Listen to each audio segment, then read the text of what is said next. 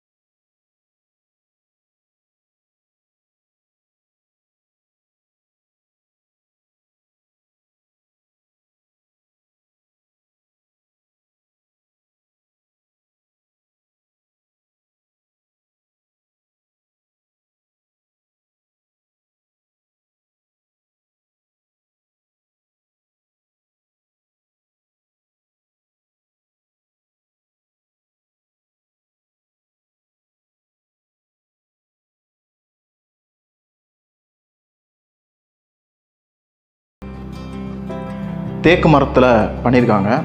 இந்த டிசைன் அப்படிங்கிறது அவங்க கஸ்டமைஸ் டிசைன் தான். இன்னும் சொல்லப்போனால் அந்த வீட்டில் இருக்க எல்லா கதவுமே இந்த மாதிரி ஒரு கஸ்டமைஸ் டிசைனில் தான் இருக்கும். நல்ல ஒரு உயரமான ஹால், கிட்டத்தட்ட 20 அடி உயரம் அப்படின்னு சொன்னாங்க. இந்த ஹால் பொறுத்த வரைக்கும் நமக்கு முக்கியமான விஷயம் இந்த ஒரு சைடு சுவர் தான். என்னென்னா இந்த வீட்டோட தரைத்தளம் முழுவதுமே அவங்க செங்கலால் தான் எழுப்பியிருக்காங்க.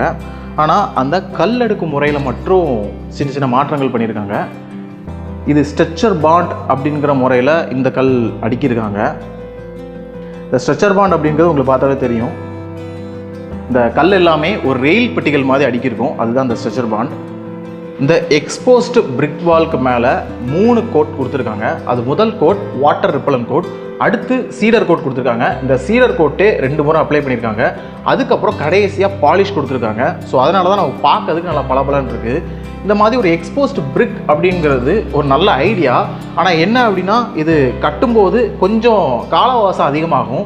இந்த வீட்டோட அந்த ஃப்ரேம் ஸ்ட்ரக்சர் அப்படிங்கிறது கரெக்டாக ஒரு மாதத்தில் முடிச்சிட்டாங்க. மீதி 4 மாதம் அப்படிங்கிறது இந்த மாதிரி சுவர் எழுப்பதுக்கும் உள்ள இன்டீரியர் ஒர்க்குக்கும் தான் பயன்பட்டுருக்கு. இந்த ஹாலில் இருந்து இது பக்கத்தில் ஒரு சிட் அவுட் இருக்குது. இன்னும் சொல்ல போனால் இது கரெக்டான வழி கிடையாது. பட் இங்கே ஒரு பெரிய ஜன்னல் போட்டனால நான் அப்படி வந்துட்டேன். இதுக்கான வழி பொறுத்த வரைக்கும் நம்ம என்ட்ரன்ஸில் பார்த்துருப்பீங்க, ஒரு ஒயிட் கலர் கேட் போட்டிருக்கோம், அதுதான் அதுக்கான வழி. இங்கே வெளியே ஒரு ரெஸ்ட் ரூம் வச்சுருக்காங்க. ஸோ அந்த ரெஸ்ட் ரூம்க்கான வழியாக அந்த வெளியே இருக்க வழி செயல்படுது. இந்த சிட் அவுட்கான தரைத்தளம் பொறுத்த வரைக்கும் அவங்க பிளாக் கிரானைட் போட்டிருக்காங்க. அந்த ஃபில்லிங்க்கு அவங்க கிரவுண்ட் வந்து பயன்படுத்தியிருக்காங்க. இன்னொன்று, இந்த சைட் சுவர் பாருங்கள், நம்ம பாத்வேல ஒரு கல் சுவர் பார்த்தோம்ல, அதே வரிசை தான். பட் இங்கே மட்டும் அவங்க ஏஏசி பிளாக்ஸ் பயன்படுத்தியிருக்காங்க. இன்னும் சொல்ல போனால் ஏஏசி பிளாக்ஸ்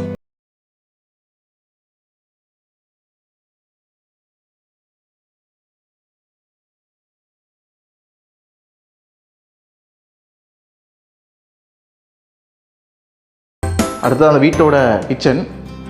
இது ஒரு மாடுலர் கிச்சன். இந்த கிச்சன் பொறுத்த வரைக்கும் அவங்க மேட் ஃபினிஷ் டைல்ஸ் போட்டிருக்காங்க, வெட்ரிஃபை டைல்ஸ் தான். இந்த டைல்ஸ் பொறுத்த வரைக்கும் ஏன் மேட் ஃபினிஷ் போட்டாங்கன்னா நல்ல கிரிப்பாக இருக்கும் இந்த கிளாசி ஃபினிஷை விட. ஸோ அதனால தான் இந்த வீட்டோட ஹாலில் அவங்க கிளாசி ஃபினிஷ் வெட்ரிஃபை டைல்ஸ் போட்டிருந்தாலுமே இந்த கிச்சன் ஏரியாவில் மேட் ஃபினிஷ் டைல்ஸ் போட்டிருக்காங்க. இது ஒரு மாடுலர் கிச்சன் தான், சிம்னின்னு வைக்கல, அதுக்கான இடம் கொடுத்துருக்காங்க.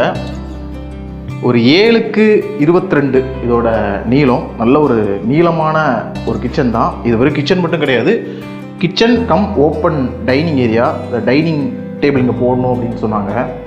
அடுத்ததான் இந்த வீட்டோட ஃபவுண்டேஷன் பொறுத்த வரைக்கும் சப்ஸ்ட்ரக்சர் ஃபவுண்டேஷன் தான் பயன்படுத்தியிருக்காங்க.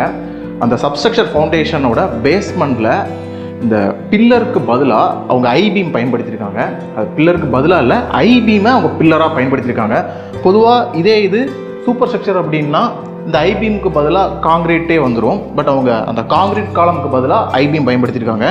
அந்த பேஸ்மெண்ட்டில் இந்த ஐபீம் அப்படிங்கிறது ஒரு 6 போல்ட்டால் நிற்க வைக்கப்பட்டிருக்கு. அடுத்தது அங்கே ஒரு ஒர்க் ஏரியா இருக்குது. இந்த ஒர்க் ஏரியாலையும் பாருங்கள், அந்த கிச்சனில் பயன்படுத்தின அதே மேட் ஃபினிஷ் டைல்ஸ் தான் போட்டிருக்காங்க. இன்னும் சொல்லப்போனால் அந்த வீட்டோட டிசைன்லே ஹால் பக்கத்தில் ஒரு சிட் அவுட் இருந்தது. அடுத்ததாக இங்கே கிச்சன் பக்கத்தில் ஒரு ஒர்க் ஏரியா வச்சுருக்காங்க. இங்கே தான் வாஷிங் மிஷின் வைக்க போகிறாங்க. அதாவது அந்த ஹால் பக்கத்தில் இருக்கக்கூடிய அந்த சிட் அவுட்டும் சரி, இதுவும் சரி, அந்த வீட்டை சுற்றி வர வழி மாதிரி தான் இருக்குது. அந்த வீட்டை சுற்றி வர வழியை அழகாக அவங்க ஒர்க் ஸ்பேஸாக யூஸ் பண்ணிட்டாங்க. இந்த ஒர்க் ஸ்பேஸாக யூஸ் பண்ணது அப்படிங்கிறது தான் இந்த ஆர்கிடெக்சர் டிசைனில்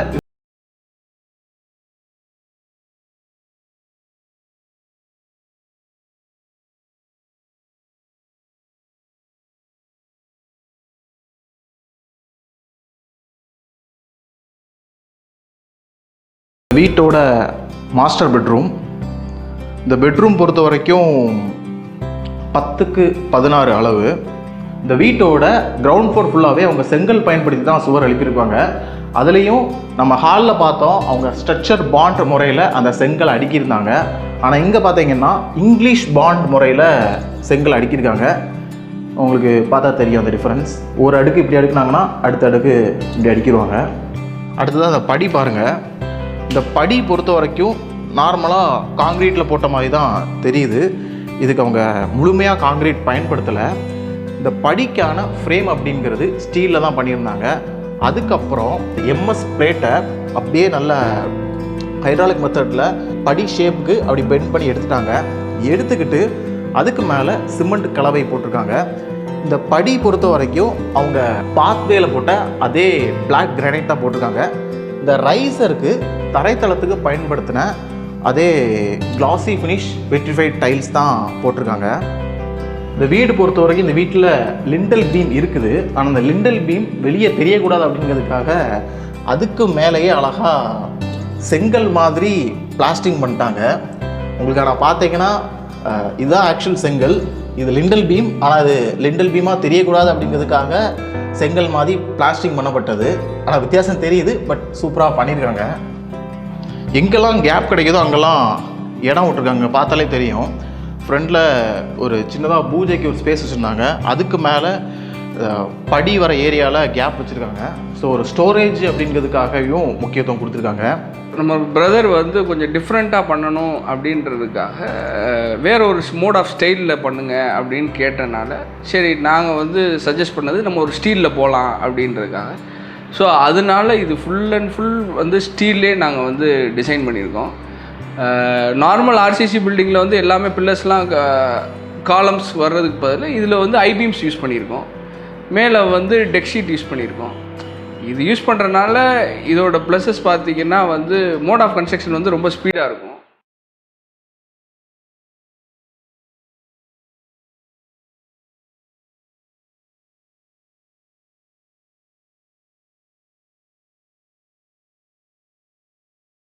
வீட்டோட ஃபஸ்ட் ஃப்ளோர். இங்கே மொத்தம் 2 பெட்ரூம் இருக்குது. இந்த பெட்ரூமோட அளவு பொறுத்த வரைக்கும் 12க்கு 16. இந்த வீட்டோட கிரவுண்ட் ஃப்ளோர் முழுவதுமே செங்கல் பயன்படுத்தி தான் அவங்க சுவர் எழுப்பியிருந்தாங்க. ஆனால் அந்த ஃபஸ்ட் ஃப்ளோர் முழுவதுமே இந்த ஏஏசி பிளாக்ஸ் பயன்படுத்தி தான் அவங்க சுவர் எழுப்பியிருக்காங்க. இந்த ஏஏசி பிளாக்ஸ் அப்படிங்கிறது 2 அடி நீளம், 8 இன்ச் அகலம், 9 இன்ச் திக்னஸ். நல்ல ஒரு பெரிய பிளாக் தான். நம்ம செங்கல் வச்சு நம்ம அடிக்கிட்டே இருவோம். இதெல்லாம் அப்படி ஒரு கல்லத்துக்கு வச்சோம்னா கிட்டத்தட்ட ஒரு நிறைய செங்கல் அடுக்கின கணக்காகும். அதே மாதிரி இந்த கார்னர் விண்டோஸ் வச்சுருக்காங்க. இந்த வீட்டில் பயன்படுத்தப்பட்ட மரங்கள் அப்படின்னு எடுத்துட்டோம் அப்படின்னா வீட்டோட முன்கதவுக்கு தேக்கு மரம் பயன்படுத்தியிருக்காங்க. அதுபோக எல்லா மரமுமே, அதாவது எல்லா கதவும் ஜன்னலும் அவங்க வேங்கை மரம் தான் பயன்படுத்தியிருக்காங்க. அந்த ஜன்னல் போக இந்த ஃப்ரேம் இருக்குல்ல, இந்த ஃப்ரேம் முதற்கொண்டு அவங்க வேங்கை மரம் தான் பயன்படுத்தியிருக்காங்க. அது போக ரெடிமேட் டோர்ஸுமே இந்த வீட்டில் பயன்படுத்தியிருக்காங்க. உதாரணத்துக்கு இது ஒரு ரெடிமேட் டோர் தான், ஆனால் இந்த கதவுக்கான ஃப்ரேம் அப்படிங்கிறது வேங்கை மரத்தில் இவங்க செஞ்சுட்டாங்க. இந்த ரெடிமேட் டோர் இப்படி பிளெயினாக வந்திருக்கு. அந்த பிளெயினாக வந்து ரெடிமேட் டோரில் அவங்க இந்த மாதிரி கஸ்டமைஸ் டிசைன் அவங்களே கொடுத்துக்கிட்டாங்க. இந்த டிசைன் அப்படிங்கிறது தான் இந்த வீட்டோட முன்கதவுலேயும் இருக்குது. ஸோ இந்த மாதிரி ஒரு குயிக்காக வீடு முடிக்கணும், ஏன்னா ஒரு 6 மாதத்தில் வீட்டோட வேலை எல்லாத்தையும் முடிச்சிட்டாங்க. ஸோ குயிக்காக வீடு முடிக்கணும் அப்படின்னா இந்த மாதிரி நமக்கு சின்ன சின்ன ஐடியாஸ் யூஸ் பண்ணி தான் ஆகணும். இந்த வீட்டோட சீலிங் பாருங்கள், இந்த இடத்துல எக்ஸ்போஸ்டாக விட்டுருக்காங்க. சீலிங் மட்டும் கிடையாது, தரைத்தளத்தில் செங்கல் பயன்படுத்தியிருக்கோம் அப்படிங்கிறத காட்டுறதுக்காக 1-2 இடத்துல செங்கல் எக்ஸ்போஸ்டாக விட்டுறாங்க. ஃபஸ்ட் ஃப்ளோரில் ஏஏசி பிளாக்ஸையும் எக்ஸ்போஸ்டாக தான் விட்டுருக்காங்க. அதே மாதிரி இந்த சீலிங்கும் சரி பில்லரும் சரி அங்கங்கே எக்ஸ்போஸ்டாக விட்டுருக்காங்க. அதாவது அப்போ தான் தெரியும் இந்த வீடு வித்தியாசமாக கட்டப்பட்டது அப்படின்னு. இல்லைனா நமக்கு சாதாரண வீடு மாதிரி தான் இருக்கும். இன்னும் சொல்லப்போனால் இந்த வீட்டை டிஃப்ரெண்ட்டாக காட்டுறதே இந்த எக்ஸ்போஸ்டாக விட்டது தான். அதை சூப்பராகவே பண்ணியிருக்காங்க. அதுக்கப்புறம் அந்த ஏஐ பிளாக்ஸ் பொறுத்த வரைக்கும் இந்த ஏரியாவில் இந்த சைடில் எழுப்பப்பட்ட ஏஐ பிளாக் சுவருக்கும் இந்த சைடில் இருக்கிற ஏஐ பிளாக் சுவருக்கும் ஒரு சின்ன வித்தியாசம் இருக்குது. நீங்கள் நல்லா பார்த்தீங்கன்னா இந்த சைடில் இருக்கக்கூடிய ஏ பிளாக்ஸ் வந்து ரொம்ப பர்ஃபெக்டாக ஃபினிஷிங் இருக்கும், ஆனால் அந்த சைடு அந்தளவுக்கு பர்ஃபெக்ட் ஃபினிஷிங் இருக்காது. அதுக்கான காரணம் இந்த சைடு பொறுத்த வரைக்கும் அவங்க ஏஐசி பிளாக் மேலே ஒரு புட்டி வச்சு ஒரு ஃபினிஷ் பண்ணியிருக்காங்க. அந்த சைடு புட்டி வச்சு ஃபினிஷ் பண்ணல. ஸோ அதனால் அது அன்ஃபினிஷ்டாக இருக்கனால கொஞ்சம் ரஃப்பாக இருக்குது. இது ஃபினிஷ் பண்ணால அப்படியே பக்காவாக இருக்குது. கிட்டத்தட்ட பார்க்க ஏதோ போர்டு மாதிரி தான் தெரியுது, வந்து தட்டினா தான் கல்லுன்னு தெரியுது. இந்த வீட்டோட கட்டுமானத்தில் ஸ்டீல் நம்ம அதிகமாக பயன்படுத்தினோன்னா அதில் இருக்கக்கூடிய ஒரு மிகப்பெரிய அட்வான்டேஜ் என்னென்னா இந்த மாதிரி நம்மளே கஸ்டமேடாக நிறைய பண்ணிக்கலாம். அங்கே பாருங்க ஒரு டீப்பா பண்ணியிருக்காங்க, கிட்டத்தட்ட ஒரு இசட் ஃப்ரேமில். ஃப்யூச்சரில் இதை வந்து நீங்கள் ரீயூஸ் பண்ணணுன்னாலும் இதை நீங்கள் தாராளமாக ரீயூஸ் பண்ணிக்கலாம். ப்ளஸ் இதை வந்து ஏதாவது உள்ளுக்குள்ளே வீட்டுக்குள்ளேயே ஏதாவது இன்டீரியர் வந்து ஏதாவது சேஞ்சஸ் பண்ணணும் அப்படின்னா ஈஸியாக நம்ம வந்து மேனிபுலேட் பண்ணிக்கலாம். மெட்டல்ன்றதுனால இதை வந்து கண்டிப்பாக அப்கமிங்கில் வந்து இது ரீசேலே போகும்.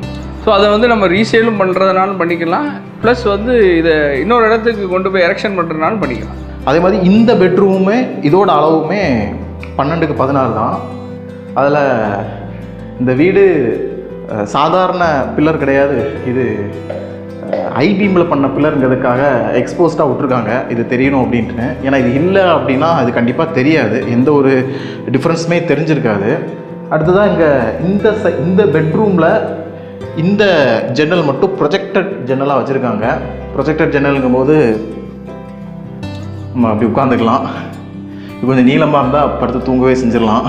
உங்களுக்கு எப்போவுமே சூப்பர் ஸ்ட்ரக்சர் ஃபவுண்டேஷன் அப்படின்னு வந்துட்டால் அந்த சூப்பர் ஸ்ட்ரக்சர் ஃபவுண்டேஷனுக்கு ஃப்ரேம் தான் முக்கியம். ஏன்னா மொத்த லோடுமே அந்த ஃப்ரேமில் தான் இருக்கும். இந்த சுவர் பொறுத்த வரைக்கும் நம்ம எதை வச்சு வேணாலும் ஃபில் பண்ணிக்கலாம். இப்போ ஃபில்லிங் மெட்டீரியல் நீங்கள் கண்ணாடி வச்சு பண்ணிக்கலாம், ஏதாவது போர்டு கூட நம்ம யூஸ் பண்ணிக்கலாம். பட் இவங்க ஒரு ஃபில்லிங் மெட்டீரியலாக தரை தளத்துக்கும் கிரவுண்ட் ஃப்ளோருக்கு செங்கலும் ஃபஸ்ட் ஃப்ளோருக்கு ஏஏசி பிளாக்கும் பயன்படுத்தியிருக்காங்க.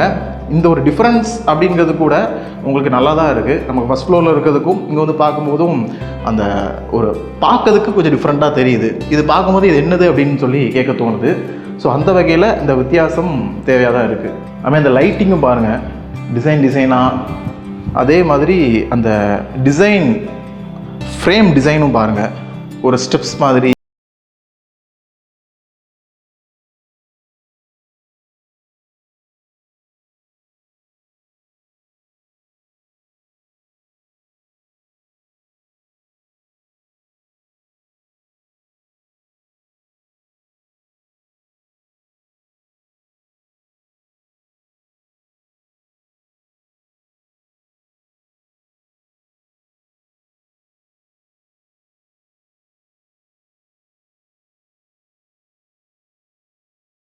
போட்டிருக்காங்க. இந்த பால்கனியோட தரைத்தளம் பொறுத்த வரைக்கும் வெட்ரிஃபைட் மேட் ஃபினிஷ் டைல்ஸ் போட்டிருக்காங்க. மேலே பாருங்கள், இந்த வீட்டோட ரூஃபிங் பொறுத்த வரைக்கும் ஸ்டீலில் ஃப்ரேம் பண்ணி அதுக்கு மேலே ஒரு டெக் ஷீட் வச்சுருக்காங்க. அதாவது நம்ம படியில் பார்த்தோம்ல, படியில் எம்எஸ் ஷீட்டை அவங்க பின் பண்ணி யூஸ் பண்ணாங்கல்ல, அந்த எம்எஸ் ஷீட்டுக்கு பதிலாக இங்கே டெக் ஷீட் பயன்படுத்தியிருக்காங்க. இந்த டெக் ஷீட் அப்படிங்கிறது இந்த மாதிரி ஸ்டீல் ஃப்ரேமில் அவங்க ஃப்ளோரிங் பண்ண போகிறாங்க இல்லை ரூஃபிங் பண்ண போகிறாங்க அப்படின்னா அதுக்கு ரொம்பவே உபயோகமாக இருக்கும். ஏன் அப்படின்னா அது அந்த லோடை ஈவனாக டிஸ்ட்ரிபியூட் பண்ணும். அந்த லோட் டிஸ்ட்ரிபியூஷன் ஈவனாக இருக்கிறனால அதிர்வு இருக்காது. இன்னும் சொல்ல போனால் இந்த வீட்டோட எல்லா சீலிங் ரூஃபிங்குமே இந்த ஸ்டீல் ஃப்ரேமும் டெக் ஷீட்டு தான் பயன்படுத்தியிருக்காங்க. இப்போ நம்ம ஃபஸ்ட் ஃப்ளோரில் இருக்கிறோம். இப்போ நம்ம நடக்கிறது கூட இதுக்கு ஃப்ரேம் பொறுத்த வரைக்கும் ஸ்டீல் ஃப்ரேமும் இது கீழே டெக் ஷீட்டும் தான் இருக்குது. ஆனால் நம்ம நடக்கிறதுக்கு எந்த விதமான வைப்ரேஷனும் தெரில. ஸோ இந்த டெக் ஷீட் அப்படிங்கிறதோட பயன்பாடு அப்படிங்கிறது இந்த வைப்ரேஷனை அரெஸ்ட் பண்ணுறது. ஏன் அப்படின்னா நம்ம பொதுவாக இந்த மாதிரி ஒரு ஸ்டீல் ஃப்ரேமில் வீடு கட்டும்போது அதோட ஒரு மைனஸாக நம்ம நிறைய பேர் சொல்கிறது, இப்போ ஸ்டீல் ஃப்ரேமில் ஏன் வீடு கட்டலங்கும் போது அது வைப்ரேட் ஆக சான்ஸ் இருக்குது அப்படின்னு சொல்லுவாங்க. வைப்ரேஷன்னா இந்த மாதிரி நடக்கும்போது கூட நமக்கு ஒரு வேளை ஒரு போர்டு தான் பயன்படுத்தியிருந்தோம்னா அது நமக்கு வைப்ரேஷன் தெரியும். அந்த வைப்ரேஷனை கம்ப்ளீட்டாக அரெஸ்ட் பண்ணணும் அப்படிங்கிறதுக்காக அவங்க டெக் ஷீட் பயன்படுத்தியிருக்காங்க. ஸோ இந்த மாதிரி இப்போது ஒரு மாற்று பொருள் அப்படின்னு வரும்போது எந்த பிரச்சனையுமே இல்லாமல் பண்ணணும் அப்படின்னு நினச்சோன்னா அதுக்குமே அந்த மாற்று பொருளே தீர்வு இருக்குது. ஸோ அதனால் நம்ம அந்த தீர்வையும் நோக்கி போகிறது நல்லது. இந்த பால்கனியில் ஒரு சைடு பார்த்தீங்கன்னா ஸ்டீல் பிளேட் பயன்படுத்தி ஜாலி ஒர்க் பண்ணியிருக்காங்க. ஏன் அப்படின்னா அந்த வீட்டில் ஹால் பொறுத்த வரைக்கும் டபுள் ஹைட், அந்த டபுள் ஹைட் இருக்கும்போது நல்ல வென்டிலேஷன் வேணும். ஸோ அதுக்காக ஜாலி ஒர்க் பண்ணியிருக்காங்க. அதே நேரத்தில் ஈவினிங் மேலே கொசு எதுவும் வந்துடக்கூடாது அப்படிங்கிறதுக்காக ஒரு ஸ்லைடிங் டோர் வச்சுருக்காங்க. ஸோ இந்த மாதிரி க்ளோஸ் பண்ணால் காற்று வராது, ஆனால் கொசுவும் வராது. அடுத்ததாக மாடி போகலாம். இந்த வீட்டோட மாடி இப்போ நாங்கள் ஷூட் பண்ணிகிட்டு இருக்கும்போது ஒரு 2 மணி ஆகுது. இப்போது 2 மணிக்கு இந்த மாதிரி மாடியில் நடக்க வாய்ப்பே கிடையாது. ஆனால் நான் எப்படி நடக்கிறேன், எப்படி இது வாய்ப்பாச்சு அப்படின்னா இவங்க இதுக்கான தரைத்தளம் பொறுத்த வரைக்கும் கூலிங் டைல் போட்டிருக்காங்க. இந்த கூலிங் டைல் போட்டனால தான் என்னால் அப்படி நடக்க முடியுது. பொதுவாக அந்த கூலிங் டைல் பொறுத்த வரைக்கும் இது ஆரம்பத்தில் வெறும் பெயிண்ட் ஃபார்மில் தான் இருந்துச்சு. பட் அந்த பெயிண்ட் ஃபார்ம் ஆரம்பத்தில் நிறைய சொதப்பல்கள் இருந்தது, அது அந்தளவு சக்ஸஸ் ஆகலை. அதுக்கப்புறம் தான் டைல் ஃபார்மில் கொண்டு வந்திருக்காங்க. பட் இப்போவும் பெயிண்ட் ஃபார்மை இப்போது இம்ப்ரூவ் பண்ணிட்டாங்க. உங்களுக்கு இந்த கூலிங் டைல் பொறுத்த வரைக்கும் இது போடுறனால இந்த மாதிரி நமக்கு வெயில் என்னதான் வெயில் அடித்தாலும் நடக்கலாம், சுடாது அப்படிங்கிறது மட்டும் கிடையாது. இது இந்த சூடை உள்ளேயும் கடத்தாது. இப்போ நான் அதனால தான் இப்போ நான் நடந்துகிட்ருக்கேன், எனக்கு எந்த சூடுமே தெரில. இந்த சூடு தெரியல அப்படிங்கிறத தாண்டி நல்லா சில்லுன்னு இருக்குது. இது சொன்னால் நிறைய நம்ப மாட்டாங்க, என்ன இவ்வளோ வெயில் அடிக்குது அது எப்படி சில்லுன்னு இருக்கும் அப்படின்னு. ஆனால் உண்மையாகவே நல்லா சில்லுன்னு தான் இருக்குது. ஸோ நீங்கள் ஒரு வீடு கட்டுறீங்கும் போது இந்த மாதிரி அதிக ஹீட் வரும் அப்படின்னு நினச்சிங்க அப்படின்னா கூலிங் டைல் தாராளமாக போடலாம், அது சக்ஸஸ் தான். ஃபுல்லாகவே ஸ்டீலாக இருக்கிறதுனால எர்த்தடிக்குமா, ஷாக்கிங் இருக்குமா அப்படின்னு நிறையா பேர் கேட்குறாங்க. ஆக்சுவலாக அது இருக்காது. நம்ம மெயின்லேயே பிரேக்கர்ஸ்லேயே வந்து ஆர்சிசிபி ப்ளேஸ் பண்ணுறனால சப்போஸ் ஏதாவது லைட்டாக வந்து லீக்கேஜஸோ ஏதாவது ஒயரில் ஏதாவது இதாக இருந்தாலோ ஆட்டோமேட்டிக்காக பிரேக்கர்ஸ் எல்லாமே வந்து இறங்கிடும். நம்ம என்ன ஃபால்ட்டுன்றதை ரெக்டிஃபை பண்ணிட்டு அதுக்கப்புறமா அந்த பிரேக்கர்ஸை வந்து ஆன் பண்ணிடலாம். அது போக இப்போ ரொம்ப ஹெவி ரெயின், தண்டரு அந்த மாதிரி இருக்கும் பட்சத்தில் மேலே வந்து லைட்டிங் அரெஸ்ட்டை ப்ரொவைட் பண்ணியிருக்கோம். அது ப்ரொவைட் பண்ணோம்னா இந்த சரௌண்டிங்கில் எங்கே கொஞ்சம் ஏரியாவை சுற்றி இருக்கிற சரௌண்டிங்கில் எங்கேயாவது லைட்னிங் ஆணுச்சுன்னா அதை வாங்கி அப்படியே இடத்துல கொடுத்துரும். ஸோ அதனால் இந்த பில்டிங் வந்து ஃபுல்லாகவே கம்ப்ளீட்டாக